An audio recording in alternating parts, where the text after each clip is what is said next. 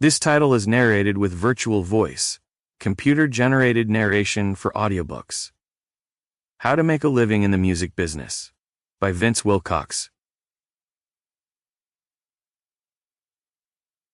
Preface.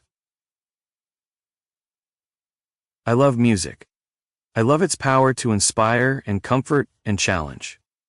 I love how a melody can move me. The way a great lyric can convince me I'm not alone. That there are others who have thought and felt the same way I'm thinking and feeling. I believe that music is the language of the spirit. That we are spiritual beings intentionally created in the image of a creator who takes great joy in his creation. That when we make music, we're doing something sacred. Music punctuates our lives.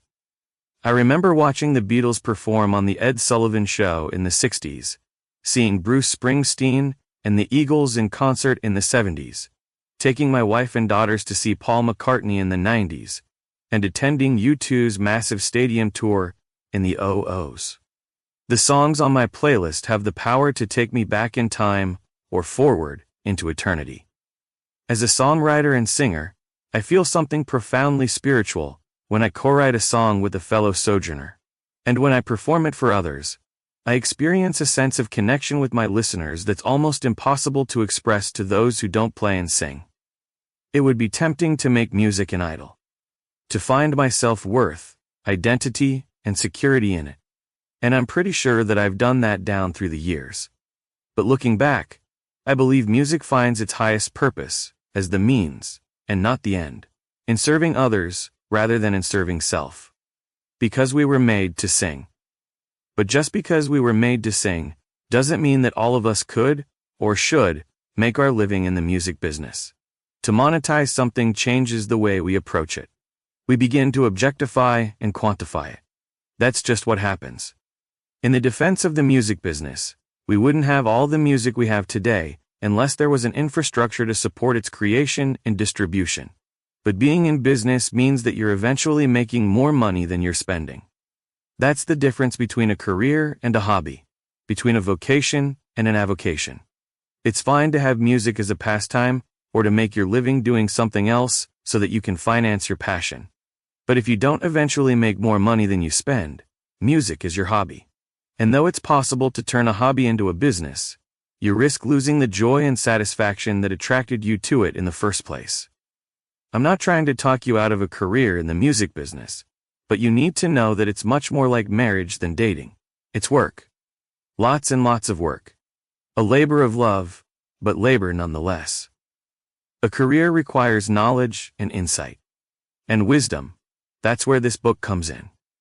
For the past 4 decades, I've been making a living in the music business. I've learned a lot of valuable lessons from a lot of amazing people.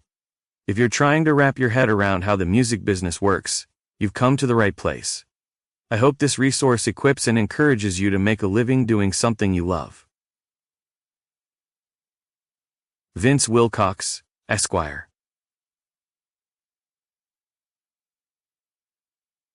How to use this resource. I've organized the material into 3 modules.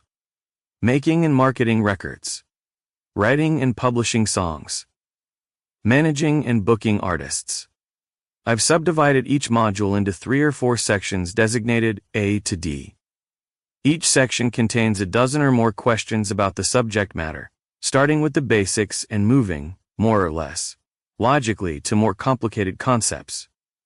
Each question is numbered sequentially under the module and section, so that the first question in the first section of the first module is I.1, the second is I.2, and so on. Although you're probably acquainted with many of the ideas in this resource, I've started with the basics to avoid missing an important concept that's integral to the big picture.